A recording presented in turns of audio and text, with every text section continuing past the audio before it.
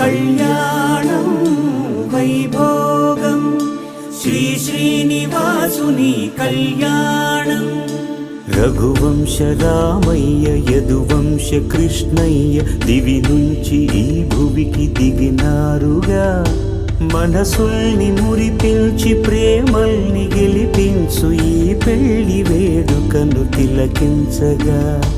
కళ్యాణం వైభోగం శ్రీ శ్రీనివాసుని కళ్యాణం.